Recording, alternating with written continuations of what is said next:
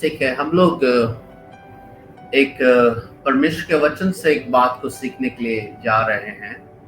पवित्र शास्त्र बाइबल में गलतियों की पुस्तक उसका 5वां अध्याय उसका 19 से 21 तक निकालेंगे जल्दी से हम लोग। गलतियों की पुस्तक नया नियम में उसका 5वां अध्याय उसका 19 से लेकर 21 तक देखेंगे हम लोग। यहाँ पर इस प्रकार से लिखा है कि शरीर के काम तो प्रकट हैं, अर्थात व्यभिचार, गंदे काम, लुचपन, मूर्ति पूजा, टोना, बैर, झगड़ा, ईर्ष्या, क्रोध, विरोध, फूट, विधर्म, डाह, मतवालापन, लीला क्रीड़ा और इनके जैसे और काम है। इनके विषय में मैं तुमको पहले से कह देता हूं, जैसा पहले कह भी चुका हूं, कि ऐसे ऐसे काम करने वाले परमेश्वर के राज्य के वारिस ना होंगे। मेरे प्यारे भाई बहन, ये इस वचन को आज हम लोग इस प्रकार से समझें कि हम लोग परमेश्वर के वचन से अगर जानना चाहें कि हम आत्मिक रीति से जी रहे हैं इन दिनों या शारीरिक, या फिर दूसरे शब्दों में कहें कि क्या मैं आत्मिक हूं या मैं शारीरिक हूं, तो आपको इस वचन को उठाकर एक एक शब्द को गौर से देखना है। व्यभिचार, ओके, व्यभिचार नहीं करता हूं। गंदे काम, लुचपन, मूर्ति पूजा, क्या मैं मूर्ति पूजा करती? ओके, अगर करती हूं तो मैं परमेश्वर के राज्य के वारिस नहीं होने वाले हूं। टोना, जादू जो करते हैं, बैर करता हूं मैं क्या किसी से?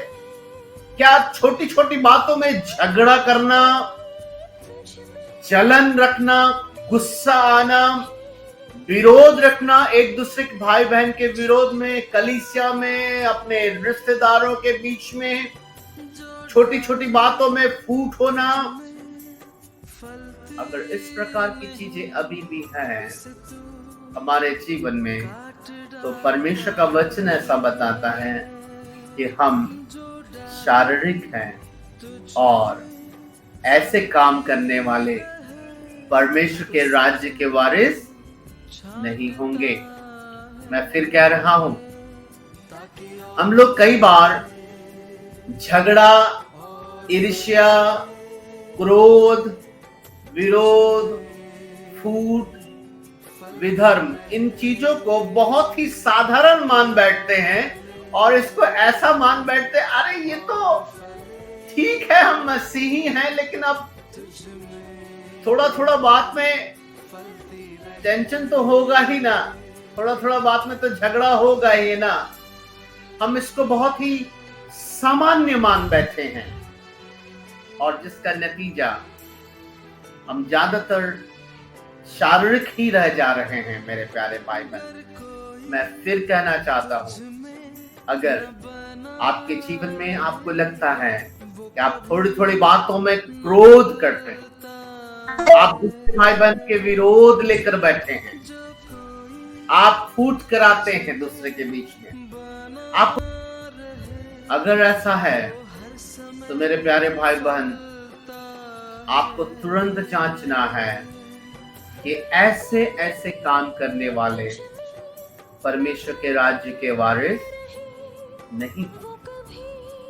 मैं बार बार कहना चाहता हूं, फिर से सुनिए, आप गंभीरता से नहीं लेते हैं बातों को, क्योंकि आपको लगता है कि बड़ी बातें ही गंभीर हैं, छोटी बातें गंभीर नहीं हैं। आप लोग वचन को जब पढ़ते हैं तो इस प्रकार से मैं समझता हूं पढ़ते होंगे, मैं भी बहुत पहले ऐसे ही पढ़ता था, व्यभिचार, गंदे काम, लुचपन, मूर्ति पूजा, जादू टोना, हाँ ये सब मैं नहीं करता हूं, इसलिए मैं सही हूं। हालांकि छोटा छोटा बात में गुस्सा करना, झगड़ा करना, विरोध आ जाना, ये सब बड़ा ही कॉमन रहा मेरी जिंदगी में, लेकिन मुझे लगता था ये बड़ा पाप नहीं है, इससे नहीं साबित होता है कि मैं शारीरिक नहीं हूँ, बस मैं खुश रहता था कि मैं ठीक हूँ, अपने मन से मुझे लगता था मैं ठीक चल रहा हूँ। इसलिए मैं आपको बता रहा हूँ, परमेश्वर के वचन में से मैंने काट छाट कर दिया, लेकिन मैं जानना चाहता हूँ क्या आप भी करते हैं क्या? यहाँ व्यभिचार का विषय नहीं है, या गंदे काम का ही केवल विषय नहीं है, केवल मूर्ति पूजे का विषय नहीं है, ले यहाँ विषय क्रोध का भी है। क्यों ऐसा लिखा है कि ऐसे लोग परमेश्वर के राज्य के वारिस नहीं होंगे? ऐसा क्यों लिखा है? वो इसलिए लिखा है क्योंकि अगर आप उसी अध्याय का अगर 22 और 23 वचन मेरे साथ पढ़िए, गलतियों उसका 5वां अध्याय, उसी अध्याय में 22 और 23 पढ़िए तो समझ में आएगा कि 19 में ऐसा क्यों लिखा है। देखिए यहां पर लिखा है आत्मा का फल। आत्मा का फल का अर्थ है एक मसीही जिसने प्रभु यीशु मसीह के पीछे चलने का निर्णय लिया और चलता है, अर्थात उसकी आत्मा की अगुवाई में चलता है, तो उसके जीवन में वास्तव में कैसे अलग होगा उसका जीवन। लिखा है आत्मा का फल प्रेम, आनंद, शांति, धीरज, दया, भलाई, विश्वास, नम्रता और संयम है, और ऐसे ऐसे कामों के विरोध में कोई भी व्यवस्था नहीं। हालेलुया। आप समझ सकते गलतियों 5:19 में लिखा एक क्रोध करने वाला, झगड़ा करने वाला, ईर्ष्या करने वाला स्वर्ग की राज्य में क्यों प्रवेश नहीं करेगा? आपको उत्तर समझ में आया? वो इसलिए प्रवेश नहीं करेगा क्योंकि वो आत्मा के अनुसार नहीं चलता है। क्योंकि अगर आत्मा के अनुसार चलता होता तो क्रोध, झगड़ा, लड़ाई, विरोध, ये सब बातें थोड़े होते उसके जिंदगी में। उसके अंदर में क्या होता? प्रेम, आनंद, शांति, धीरज रखता। अगर उसकी इच्छा के अनुसार कुछ बातें नहीं भी हुई है, वो प्रार्थना कर रहा नहीं हो रहा है, उसके बच्चे नहीं बदल रहे, उसका पति नहीं बदल रहा, तो अभी क्या रखता है? धीरज रखता है, कुड़कुड़ाता नहीं है, वो दूसरों पर दया करता है, भलाई करता है, विश्वास में बना रहता है, नम्र स्वभाव का रहता है, संयम रखता है। तब, ना केवल तब जब लोग उसके साथ अच्छा व्यवहार करें, केवल तभी नहीं, जब उसके परिवार के लोग, उसके पति, उसकी पत्नी, उसके बच्चे, पड़ोसी, कलीसिया के लोग उसके साथ अगर बहुत गलत भी करे, बहुत गलत करे, तो भी वो आत्मिक रूप से अगर वो चलता है तो उसके अंदर में क्या पाया जाता है? प्रेम, है ना? उसके अंदर में प्रेम रहेगा, उसके अंदर में और क्या रहेगा? आनंद। हालेलुया। लोग विरोध कर रहे हैं, सारे लोग विरोध कर रहे हैं, अपने लोग विरोध कर रहे हैं, लेकिन वो प्रेम से भरा हुआ है, वो आनंद से भरा हुआ है। उसके अंदर में क्या है? शांति है। उसके अंदर में क्या है? धीरज रखता है, वो दया करता है, वो भलाई करता है, वो विश्वास में मजबूत रहता है, वो नम्र है और वो संयम रखता है। मेरे प्यारे बाइबल, ये किसका पहचान है? एक सच्चा मसीह का पहचान है। मेरे प्यारे भाई बहन, हम लोगों ने बीते एक लंबे समय में हम लोगों ने इन बातों को बड़ा ही साधारण बनाकर ऐसा कर दिया जैसे कि ये कोई बड़ी बात नहीं है, और इस वजह से हम लोग सिर्फ अपनी अज्ञानता का चादर ओढ़े रहे, जिसमें अपने आप को स्वर्ग का वारिस समझते रहे। हालांकि क्रोध करना, विरोध करना, थोड़ी थोड़ी बात में झगड़ा करना, ये बना रहा हमारे जीवन में।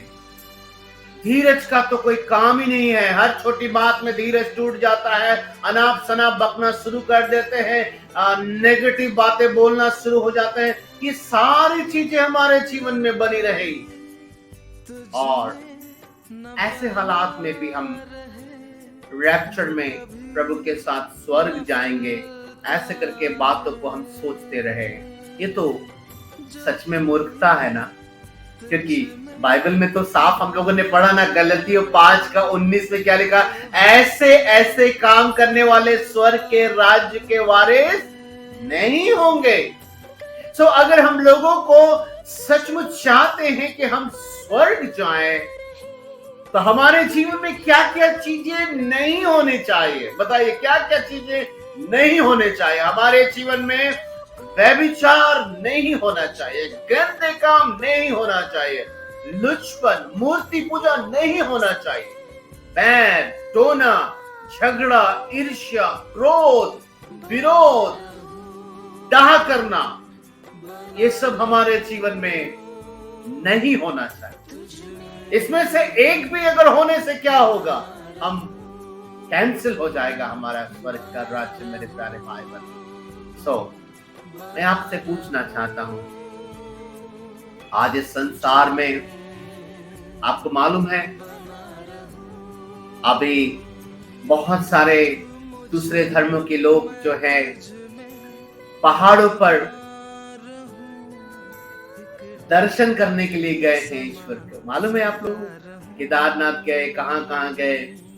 और आपको पता है हर जगह बाढ़ की वजह से, बादल फटने की वजह से बहुत लोगों की मृत्यु हो गई, बहुत लोगों की। बड़ा ही दर्दनाक है, अगर आप देखें वीडियो तो आपका दिल टूट जाएगा, किस प्रकार से छोटे छोटे बच्चे पानी में बह जा रहे हैं और लोग सारे परिवार के साथ केदारनाथ और कहां ईश्वर को दर्शन करने के लिए गए। मेरे प्यारे भाई बहन, ये लोग क्यों मर रहे हैं आपको मालूम है? कभी आपने सोचा क्यों मर रहे हैं? आपको हैरानी होगी इस बात को जानकर कि उनके पास वो नहीं है जो आपके पास है, और चूंकि इनके पास नहीं है इसलिए वो मर रहे हैं। वो क्या है? वो है परमेश्वर का वचन। उनके पास परमेश्वर का वचन नहीं है जो बता सकता कि परमेश्वर मुर्दों में से जी उठा है। उनके पास ये वचन नहीं है कि यीशु ही प्रभु है। उनके पास ये वचन नहीं है कि पाप क्षमा के लिए यीशु मसीह का लहू क्रिश्चियंस या मसीहों के लिए नहीं, सारी मनुष्य जाति के लिए बहाया गया है। उनके पास ये वचन नहीं है कि पृथ्वी के किसी कोने में अगर आप बैठे हो, अगर प्रभु यीशु मसीह का पुकार दे, उसी घड़ी उसी स्थान पर प्रभु यीशु मसीह अपने लहू से आपको क्षमा करेगा, वरन परमेश्वर के पुत्र और पुत्री होने का अधिकार देगा। उनके पास ये वचन नहीं है, इसलिए उनके जीवन में और क्या नहीं है? इस वजह से उनके जीवन में प्रेम नहीं है, उनके जीवन में आनंद नहीं है, उनके जीवन में शांति नहीं है, उनके जीवन में धीरज नहीं है, दया नहीं है, भलाई नहीं है, विश्वास नहीं है। क्योंकि वो विश्वास जिस चीज को कहते हैं वो वास्तव में अंधविश्वास है। विश्वास तो केवल वो है जो प्रभु यीशु मसीह को जानता और उसके पीछे चलता है, उसी को तो विश्वास कहते हैं। उसके बलिदान को अपने जीवन में स्वीकार करे कि हाँ, मेरे खातिर प्रभु यीशु मसीह इस दुनिया में आए, मृत्यु को सहे, मेरी मृत्यु को सहे, और वो तीसरे दिन मुर्दों में से जी उठे और मुझे दोबारा लेने के लिए इस जगत में आ रहे हैं। यही तो विश्वास है मेरे प्यारे भाई बहन। हम और आपके पास ये चीजें हैं, लेकिन जो लोग, हजारों लोग मर गए और प्रतिदिन मर रहे हैं, उनके पास ये बातें नहीं है। अपने अपने तौर तरीकों में इतना आलसी हो गए कि हम घर बैठकर भी अगर 5 घंटा बोले धन्यवाद दो प्रभु को, तो वो भी नहीं दे पा रहे हम लोग। ये हालात हो गए हैं मेरे प्यारों। शरीर के काम तो प्रगट हैं। अगर मेरे साथ आप एक वचन को निकाले, लेकिन उससे पहले इस बात को समझने की आवश्यकता है, गौर से सुनिएगा। फल कैसे आएगा? अब फल के ऊपर बात करें। हम लोग इतने दिनों तक हम लोग वचन तो सीख रहे हैं, लेकिन क्रोध करना, झगड़ा करना, विरोध करना, धीरज नहीं रखना, छोटी छोटी बात में एकदम से निराश हो जाना, तुरंत ऐसा हो जाना जैसे लगता है कि ये प्रभु को जानता ही नहीं था, क्या हो गया, ऐसा कैसे कैसे बात कर रहे, ऐसे कैसे बात कर रहे, लग ही नहीं रहा है किसके, यही ये जूम मीटिंग में इतना अच्छा गवाही देती थी, अभी देखो कैसे बोले। तुरंत एकदम से हम लोग का जो है अलग ही प्रकट हो जाता है, ये प्रकट है ना मेरे प्यारे भाई बहन। ऐसा क्यों हो रहा है? इसके लिए हम लोग एक वचन देखें, यूहन्ना उसका 15 अध्याय उसका 1 से पढ़ें। यूहन्ना नया नियम में उसका 15 अध्याय उसका 1 से हम लोग पढ़ेंगे 6 तक। यहां पर ऐसा लिखा है, सच्ची दाखलता मैं हूं और मेरा पिता किसान है। जो डाली मुझ में है और नहीं फलती उसे वो काट डालता है, और जो फलती है उसे वो छांटता है ताकि और फले। तुम तो उस वचन के कारण जो मैंने तुमसे कहा है शुद्ध हो। तुम मुझ में बने रहो और मैं तुम में। जैसे डाली यदि दाखलता में बनी ना रहे तो अपने आप से नहीं फल सकती, वैसे ही तुम भी यदि मुझ में बने ना रहो तो नहीं फल सकते। मैं दाखलता हूं, तुम डालियां हो। जो मुझ में बना रहता है और मैं उसमें, वो बहुत फल फलता है, क्योंकि मुझसे अलग होकर तुम कुछ भी नहीं कर सकते। यदि कोई मुझ में बना ना रहे तो वह डाली के समान फेंक दिया जाता है और सूख जाता है, और लोग उन्हें बटोर कर आग में झोंक देते हैं और वे जल जाती हैं। मेरे प्यारे भाई बहन, इस वचन को पढ़ने से कई बातों को हम समझ सकते हैं। एक तो हम देख सकते हैं कि अगर हमारे जिंदगी में आत्मा का फल अगर नहीं आ रहा है तो उसका वजह दो बातें हो सकती हैं। या तो हम उस दाखलता में जुड़े तो हैं लेकिन फल नहीं ला रहे हैं, जिसकी वजह से हमें वहां से काट दिया जाएगा एक दिन। और या तो हम जुड़े ही नहीं हैं। दोनों ही बातों के साथ साथ यहां पर एक और बात को हम देखते हैं भविष्यवाणी के रूप में, कि जो डाली बनी नहीं रहती है वो फल नहीं लाती है, और उस डाली को हटाकर फेंक दिया जाएगा और एक दिन उसको आग में झोंक दिया जाएगा। मेरे प्यारे भाई बहन, यहाँ पर एक वर्ड बहुत ही महत्वपूर्ण है जिसके बारे में मैं आप लोगों से आज बात करना चाहता हूँ। इससे पहले एक और वचन मैं शेयर करना चाहता हूँ। गलतियों की पुस्तक उसका 5वां अध्याय उसका पहला वचन, गलतियों 5 उसका 1, गलतियों 5 उसका 1 नया नियम में।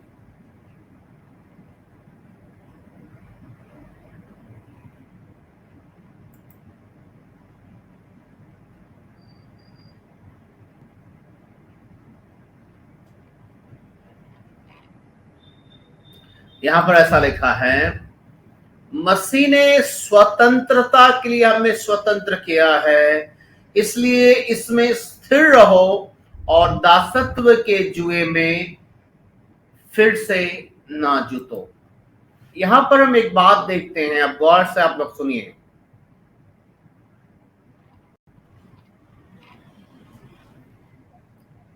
जब हम प्रभु यीशु मसीह के पीछे चलने लगते हैं, मैंने इससे पहले आप लोगों को नया जन्म के ऊपर में सिखाया था काफी, आप लोग को याद है? नया जन्म के ऊपर में एक बात मैं आज आप लोगों को नई बात बताना चाहता हूं कि ऐसा परमेश्वर के बहुत सारे दासों का ऐसा मानना है कि एक ग्रुप तो ऐसा है कि जिसको नया जन्म नहीं मिला, वो फल नहीं लाता है और वो बिखर जाता है और आग में डाला जाता है। एक तो नया जन्म जो नहीं पाया है, जैसा कि निकोदेमुस को देखा हमने कि यीशु मसीह ने कहा था कि जब तक मनुष्य नए सिरे से ना जन्मे वो परमेश्वर के राज्य में प्रवेश नहीं कर सकता है। लेकिन मैं आपको एक और बात बताना चाहता हूं कि एक परमेश्वर के दास बिली ग्रैहम का कहना है कि नया जन्म पाए वो में से, गौर से सुनिएगा, मैं नई बात बता रहा हूं, नया जन्म पाए हुए में से भी 15% लोग ऐसे हैं जो प्रभु में चलते हैं, बाकी लोग नहीं चलते। नया जन्म पाए हुए में से मैं बात कर रहा हूं, आज ये नई बात मैं बता रहा हूं। ये क्या बात है, इसको आप समझने की कोशिश कीजिए कि नया जन्म पाने के लिए कुछ लोग परेशान हैं, और उसमें आपको ये जानकर और हैरानी होगी कि नया जन्म पाने वाले में भी 15% ही कंटिन्यू करते हैं। ये ऐसा क्यों, इसको समझने की आवश्यकता है। यहां पर एक बात को गौर से, जैसा कि यूहन्ना 15 अध्याय उसका 1 से 6 में हम लोगों ने कुछ बातों को सीखा, अब एक और आखिरी वचन में आपके साथ रखना चाहता हूं, मैं इसको एक्सप्लेन करना चाहता हूं कि नया जन्म पाए वो में से भी सिर्फ 15% ही लोग, या हर 100 में सिर्फ 15 लोग, या फिर 100 लोग नया जन्म पाते हैं, उसमें से सिर्फ 15 लोग ही नया जन्म को संभाल पाते हैं, बाकी लोग नया जन्म को भी नहीं संभाल पाते। ऐसा क्यों? इसके लिए कुछ बातों को मैं समझाता हूं। आखिरी वचन में आज का आपसे शेयर कर रहा हूं। आप लोग जल्दी से यूहन्ना उसका 8वां अध्याय उसका 31 और 32 देखें। यूहन्ना उसका 8वां अध्याय चैप्टर 8 वर्स 31 to 32। यूहन्ना 8 अध्याय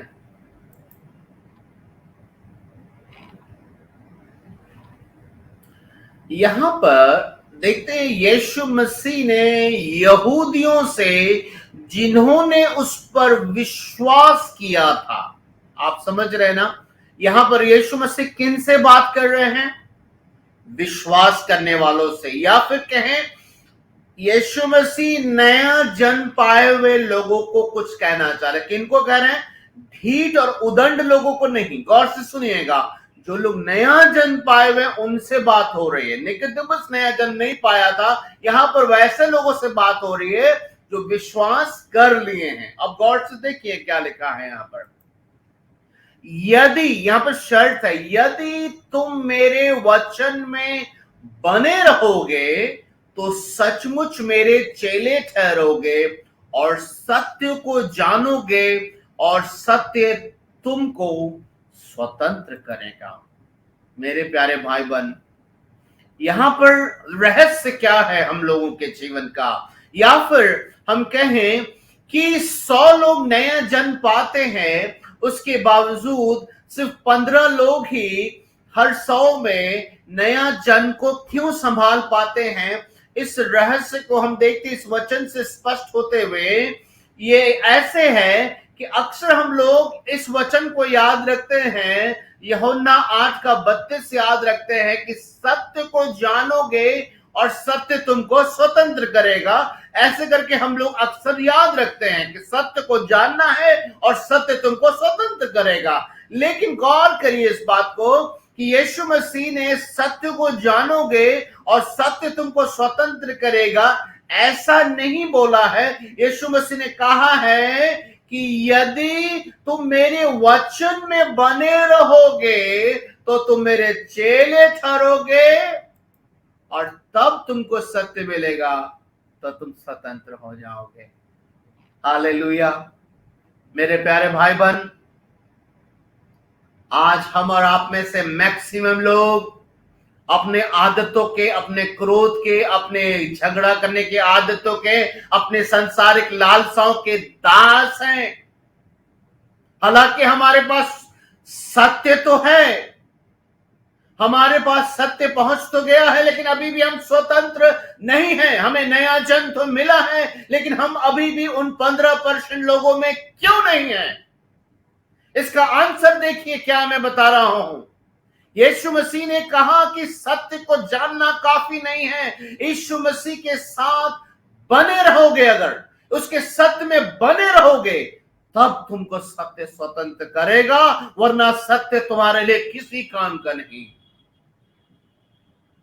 हम में से ज्यादा मसीह समाज में लोग ज्यादा से ज्यादा परमेश्वर के वचन को सीख रहे हैं, ये सोच के कि परमेश्वर का वचन जीवित, प्रबल, दोधारी तलवार से अधिक चोखा, गूदे गूदे गांठ गांठ को आर पार करके छेदता, पृथ्वी की कोई वस्तु उससे छिप नहीं सकती। ये सत्य का वचन है, इसको मैं पढ़ूंगा, इसको मैं सीखूंगा, इसको मैं पढ़ूंगा, इसको मैं याद रखूंगा, इसको मैं रोज पढ़ूंगा। ये कर रहे हैं, ये कर रहे हैं, ये कर रहे हैं, लेकिन बने नहीं रहते उसमें। इसका वजह, इसका परिणाम क्या हो रहा है? वो आज भी दास है, स्वतंत्र नहीं हो पा रहे हैं। मेरे प्यारे भाई बहन, गलतियों 5 अध्याय का पहला वचन लिखा, मसीह में है, मसीह ने हमें स्वतंत्रता के लिए स्वतंत्र किया है। लेकिन यीशु मसीह ने कहा सत्य को जानने से नहीं होगा। यहूदियों को कहा, उन यहूदियों को जो कट्टर थे, वो जब विश्वास के लिए, तो उनको कहा कि यदि तुम मेरे साथ मुझ में बने रहोगे, मेरे वचन में बने रहोगे, तो उससे क्या होगा? तुम सचमुच मेरे चेले ठहरोगे और सत्य को जानोगे, और सत्य तुमको स्वतंत्र करेगा। मेरे प्यारे भाई बहन, आज हम लोग जितने लोग भी जुड़े हैं, क्या यह हकीकत नहीं कि हम सबके पास सत्य है? क्या यह हकीकत नहीं कि हम लोग के पास बहुतायत की मात्रा में सत्य है? क्या हकीकत नहीं कि हम में से बहुतायत की मात्रा में बहुत सारे सत्य के वचन हमारे मेमोरी में भी रटे हुए हैं? लेकिन साथ ही साथ क्या यह सत्य नहीं कि आज भी हम में से कुछ लोग क्रोध के दास हैं, कुछ लोग व्यभिचार के दास हैं, कुछ लोग गंदी आदतों के दास हैं, कुछ लोग हर छोटी छोटी बातों में निराशाओं के दास हैं, कुछ लोग अविश्वास के दास हैं, कुछ लोग संदेह करने के दास हैं, कुछ लोग प्रार्थना रहित जीवन जीने वाले लोग हैं, कुछ लोग वचन नहीं पढ़ने वाले लोग हैं। मेरे प्यारे भाई बहन, बहुतायत की मात्रा में सत्य तो है, लेकिन हम स्वतंत्र नहीं हैं। इसका वजह यह नहीं है कि वचन फेल हो गया। आप ये नहीं कह सकते कि प्रभु ने कहा है कि तुम सत्य को जानोगे, तुम स्वतंत्र हो जाओगे, तो मैं स्वतंत्र क्यों नहीं हो रही हूं? कई बार हम लोग अपने आप से भी ऐसा प्रश्न कर रहे हैं कि मैंने इतना प्रार्थना किया, इतना वचन पढ़ा, मैं स्वतंत्र क्यों नहीं हूं? मेरा जीवन क्यों नहीं बदल रहा है? आंसर आपके पास है। क्या आप उस दाखलता में बने हुए रहते हैं ताकि आपको फल आए? क्या आप सचमुच अपने आप से पूछिए, क्या सचमुच आप यीशु के पीछे चलते हैं? क्या सचमुच मैं यीशु मसीह की चेली हूं? मेरे प्यारे भाई बहन, ये बहुत ही बड़ा दुख का बात होगा उस दिन, न्याय के दिन में, कि एक तो ऐसा ग्रुप है कि जो अविश्वासी ग्रुप जो नरक जाएगा, लेकिन एक वो ग्रुप होगा जिसको नया जन्म मिला, लेकिन सिर्फ बने नहीं रहने के कारण उस दाखलता में वो नरक में जाने वाला है। ये तो बहुत ही दुखदाई होगा, विशेषकर उस नए जन्म पाए हुए मसीह भाई बहनों के लिए, जो एक समय में फल लाते थे, लेकिन वो बने नहीं रहे। क्योंकि वो बने नहीं रहे, इसलिए फल आना बंद हो गया, और स्वामी ने उसे काट कर अलग कर दिया, फेंक दिया, ताकि वो आग में झोंका जाए। मेरे प्यारे भाई बहन, आज मैं इसी बात के साथ आज की आराधना का अंत करना चाहता हूँ कि आप अपने आप को पूछिए अपने जीवन से कि क्या मेरे पास सत्य नहीं? आपको आंसर मिलेगा, आपके पास बहुत सारा वचन है। फिर आप अपने आप से पूछिए, तो फिर मैं स्वतंत्र क्यों नहीं हूँ? अभी भी मेरे जीवन में कुछ आदतें क्यों मुझे सता रही है? तो अपने आप को समझाइएगा कि आज मैंने वचन से सीख लिया है, वो ऐसा इसलिए है कि मैं बने नहीं रहती हूँ, मैं बना नहीं हुआ हूँ। मैंने सीखा तो है, लेकिन मैं बना नहीं हुआ हूँ। और जो डाली मुझ में प्रभु यीशु मसीह ने बनी नहीं रहती है, यीशु मसीह ने कहा, वो अपने से फल नहीं ला सकते। हम में से कई लोग अपनी आदतों को नहीं छोड़ रहे, जिसके कारण यीशु मसीह से बने नहीं रह पा रहे हैं। और जो यीशु मसीह से अपनी आदतों के कारण नहीं छोड़ते, बने नहीं हैं, अपने से फल लाने की कोशिश कर रहे, ये फल कभी नहीं आएगा। मेरे प्यारे भाई बहन, यीशु मसीह ने कहा, जो डाली मुझ में बनी नहीं रहती है, वो अपने से फल नहीं ला सकती है। प्रभु यीशु मसीह बहुत जल्द आ रहे हैं मेरे प्यारे भाई बहन, ये गुड न्यूज़ है। लेकिन हमने वचन में सीखा कि जो शरीर के काम में मन लगाते हैं वैसे लोग स्वर्ग के राज्य में प्रवेश नहीं करेंगे।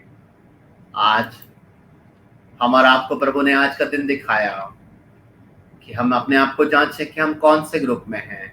अगर आपको नया जन्म मिला है तो क्या आप नया जन्म लेकर उन 15% वाले लोगों में हैं जो फल लाता है, या फिर आप उन लोगों में से हैं कि सब कुछ जानते हैं लेकिन बने नहीं रहते हैं, जिस वजह से एक दिन आपको फेंक दिया जाएगा? ऐसा तो नहीं। आइए हम लोग अपने सरों को झुकाएं, प्रार्थना करें, प्रभु से एक बार क्षमा मांगे, एक निर्णय के साथ कि आज से प्रभु मैं आप में बनी रहूंगी, आज से मैं आप में बना रहूंगा।